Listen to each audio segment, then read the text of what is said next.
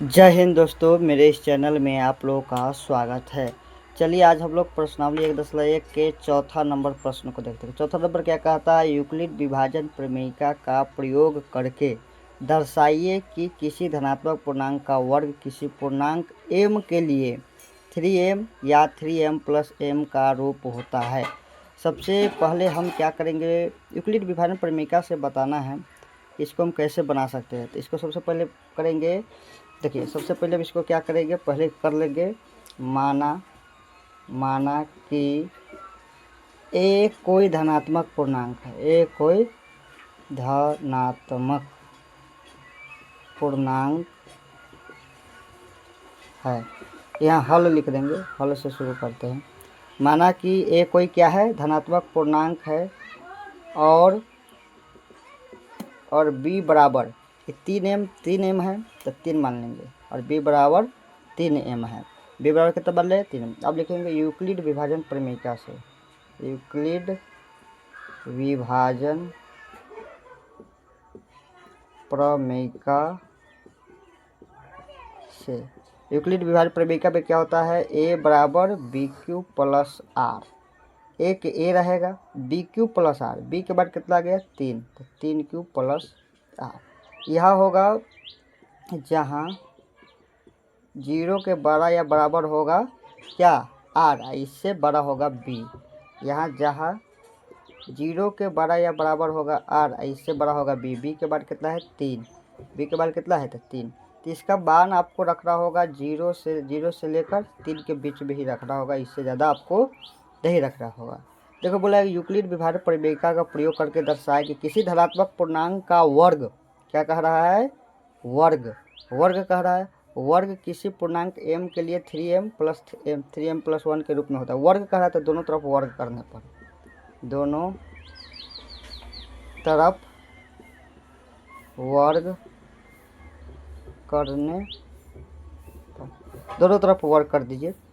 दोनों तरफ वर्ग करेंगे तो a के इधर होल स्क्वायर हो जाएगा, इधर 3q प्लस आर के होल स्क्वायर, इधर a के स्क्वायर, तो a के स्क्वायर करेगा तो a स्क्वायर, इसको स्क्वायर करेगा तो कितना हो जाएगा, तो A square, A plus B का होल स्क्वायर सबको आता होगा, A square plus B square, चाहे A square plus 2ab plus B square. तो ए स्क्वायर बराबर 3 तिहाई 9q स्क्वायर प्लस 3 दूनी 6qr प्लस आर स्क्वायर। ये आपका आ गया समीकरण, ये आपका आ गया समीकरण। बोला है कि किसी धनात्मक पूर्णांक का वर्ग किसी पूर्णांक m के लिए।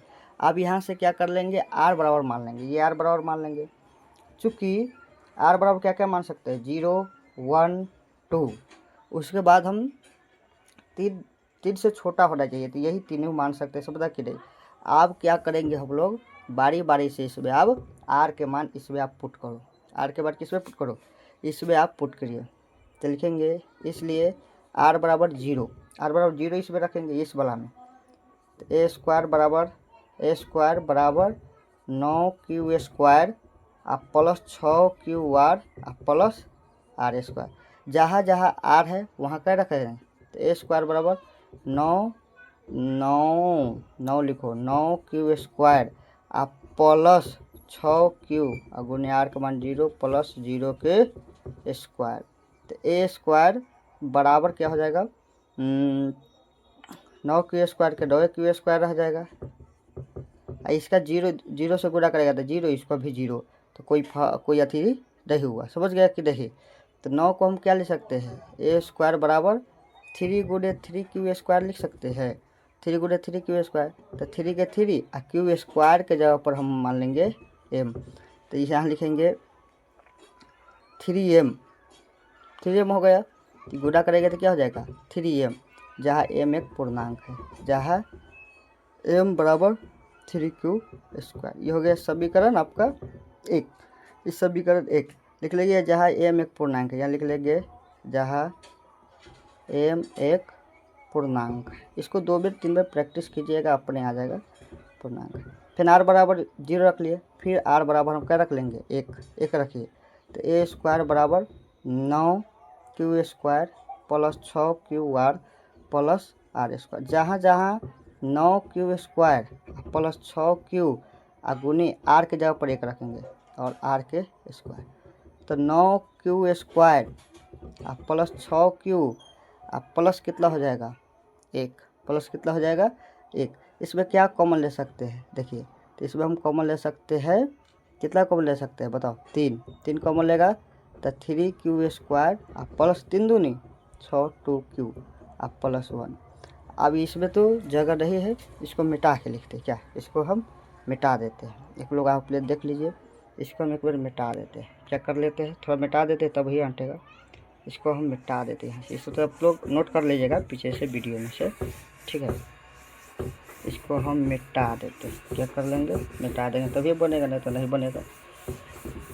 मिटा दिए, तो अब इसको देखिए फिर क्या करना है, यह 3 इसके जगह पर है, जो इसके जगह पर है, इसके जगह पर हम इतना को m मान लेंगे, क्या मान लेंगे m प्लस 1 के 1 रहबे करेगा, तो 3m प्लस 1 यहाँ लिखे, जहाँ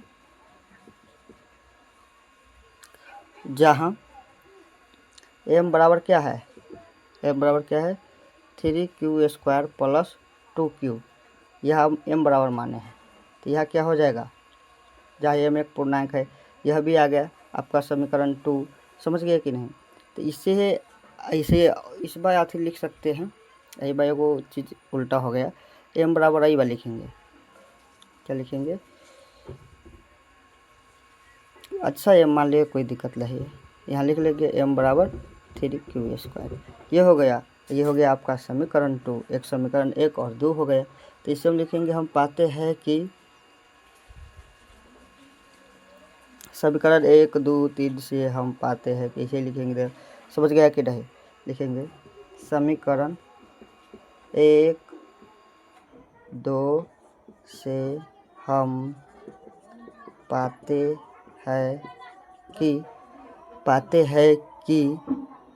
किसी धनात्मक पूर्णांक का वर्ग, किसी धनात्मक, यही से लिख देंगे यहाँ से, किसी धनात्मक पूर्णांक का वर्ग, किसी धनात्मक पूर्णांक का वर्ग 3m या 3m प्लस 1 के रूप में होता है, जहाँ रूप में होता है, यही तक लिख देंगे, हो गया आंसर।